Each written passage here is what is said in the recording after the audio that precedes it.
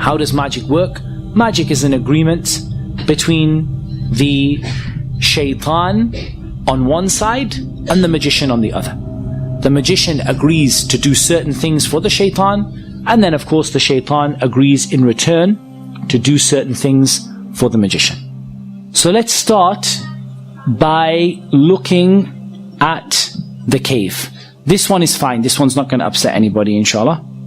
There's nothing in here that's going to be particularly horrible. And as I said, I'm going to try and avoid the worst of them, because I did have people fainting in previous lectures. Okay, so you see this person has made a circle and they've created an altar at the front. The altar has magical symbols in it and symbolism. Each single symbol has a purpose. Each color of each candle has a purpose. You can see in there is a little shrine at the front with a triangle, and the use of the circle and the triangle is going to come later on. You'll see that very clearly.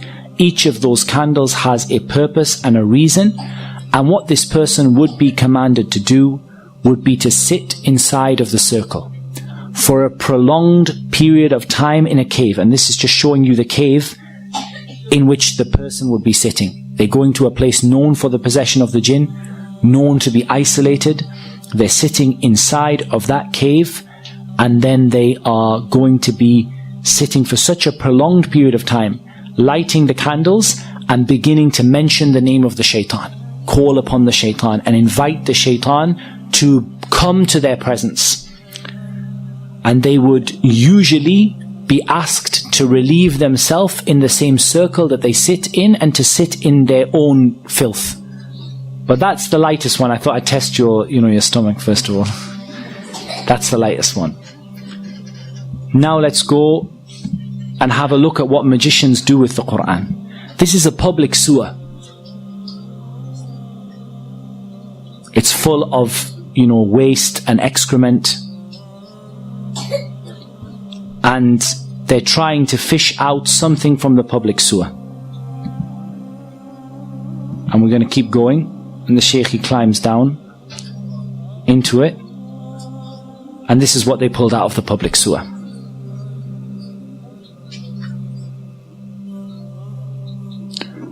As you can see, this is a copy of the Quran that has been used in a public sewer. It's covered in human filth. It's covered in sewage. And they now have to clean and purify this copy of the Quran.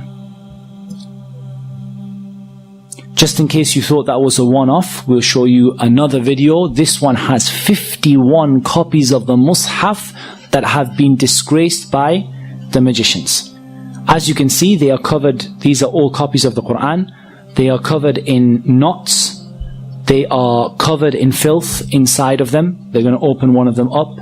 They're covered in pins like voodoo dolls. They're cutting them open, and you see the state of the Mus'haf inside. You can see the color of the water that is coming off of the copies of the Quran as they're washing them, as they're opening them.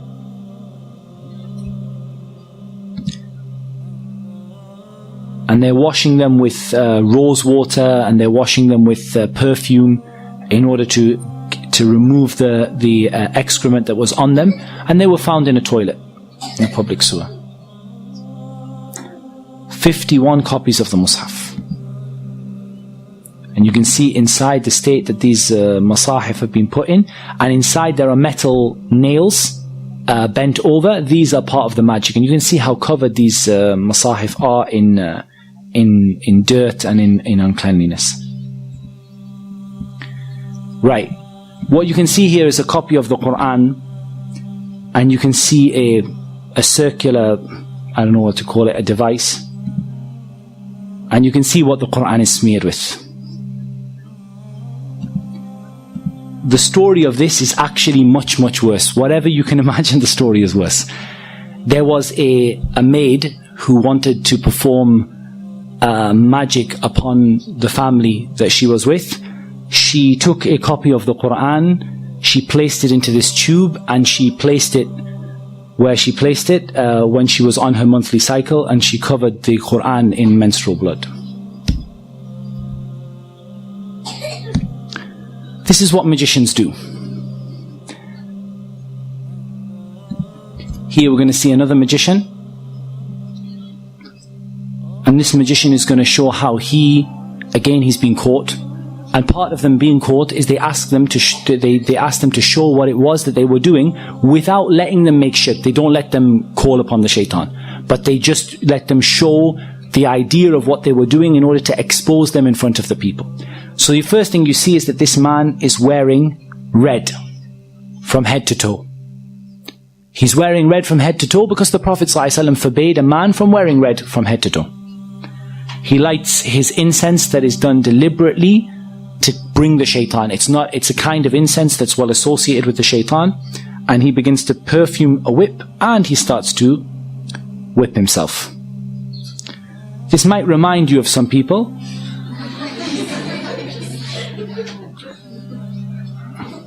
And I'll make no further comment on that.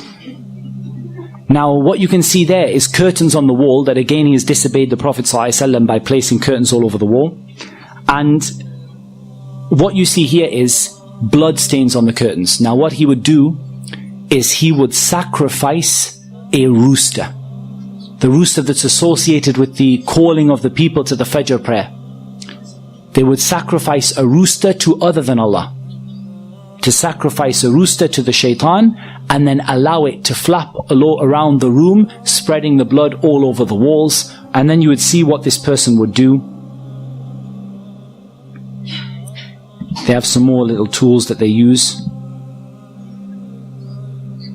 They would then lie in a position of humility and a position of lowliness. And you're going to see. And they would stay in that position calling upon the shaitan. Calling upon the shaitan to appear before them, calling upon the shaitan to help them, calling upon the shaitan to aid them and to support them. And what they do is they make a contract between themselves and between the shaitan. And this contract is then placed in a number of places. And I'm going to show you some examples. This here is a bird that was confiscated from the house of a magician. And you can see stitched into its wing or onto its tail. I've got all sorts of them, this one.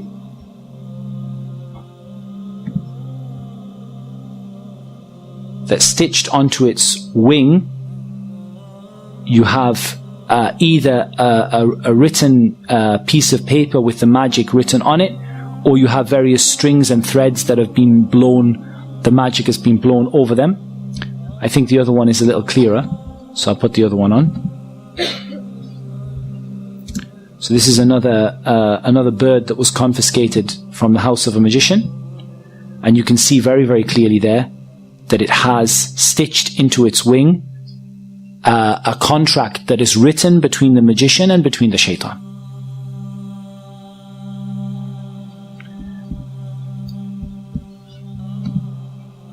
You also have an example of they're burying the magic in the graves.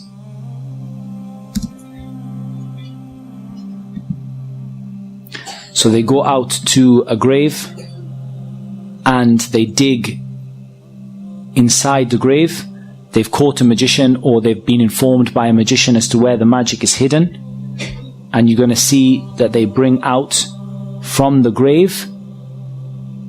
They've been told what side of the grave to look at, and they bring out usually a plastic bag, and the bag has various magical items in it. You can see there that you have the letters and the symbols that we're going to talk about tomorrow, and you're going to learn about what those symbols and letters mean.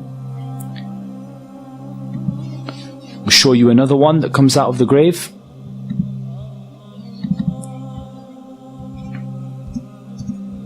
This is right in the base of the grave, in the middle of the night. They call them out because they've heard that there's some magic buried there, and they keep on digging and digging. And eventually they take out this pouch. And they start to open the pouch. And we're going to see what's in it.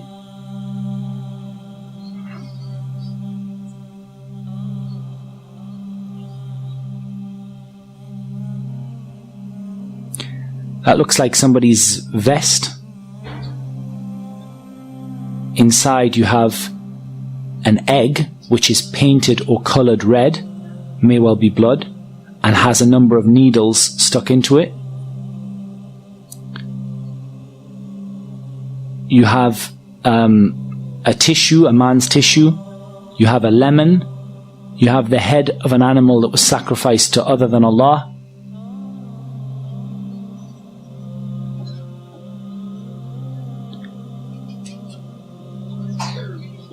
And it's not uncommon for them to put inside of the head of the animal some magic. And you have these writings, you have all sorts, it's covered in blood. You have a child's nappy in there. And you have a sanitary towel. And there's some Quran in there as well.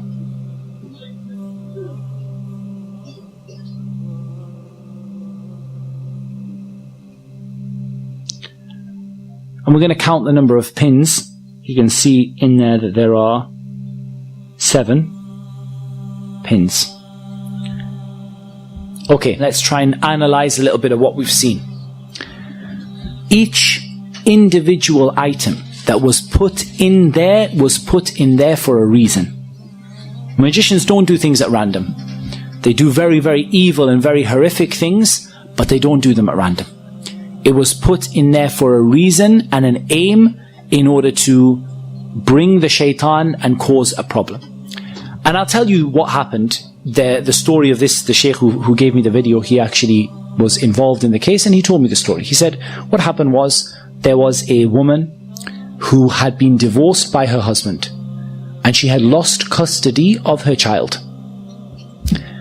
She went to a magician in order to bring her child back to her. She brought her own blood. She brought the child's nappy. She brought some clothing from her husband and his tissue. And she brought an animal, and the animal was slaughtered to other than Allah. And I want to make something very, very, very clear. The magician in the beginning would do these horrible acts, and they would leave Islam, and they would, they would sell their soul to the shaitan. However, there's a problem. Once the magician has done that, what's next? The magician calls the shaitan, says, I'm willing to make sajda to you in order for you to do something for me. And the jinn and the shaitan say, well, what's the point? You've already disgraced the Quran, you've already left Islam, you've already done the worst of the worst of the worst. There's nothing left to ask from you. So then he says, what can I do for you next to make you carry out my orders once again? And so the shaitan says, now you have to bring other people. It's not enough for you to leave Islam. Now you have to bring other people. And so that magician goes out to convince other people to use their services and to bring them, those other people, outside of Islam. And this is something that you see amongst the magicians, is that they don't simply disbelieve. They disbelieve and they become a da'iyah, a caller to get people to leave Islam. And so that woman was asked to bring an animal, knowing that animal would be sacrificed to other than Allah. In the beginning, don't think that this magician sat there with horns, and sat there saying, I'm an evil magician. In the beginning, the magician enticed her, look, I can solve your problem, I'm a healer. But when it comes to the crunch, you're going to have to bring me an animal to be sacrificed. She knows and he knows that animal is going to be sacrificed to other than Allah. When he asks her to bring a sanitary towel, he asks her to bring a nappy, she knows what's going to be done with it. But he has to get her to make that step so that she would leave Islam. And when she leaves Islam, then the jinn will now do another act for him and would afflict her husband and cause him to lose the custody of his child, and for the child to go back to the mother, or afflict the husband to make him love the woman again. And of course it should be mentioned that they never bring anything good. And they never, ever, ever are successful in what they do.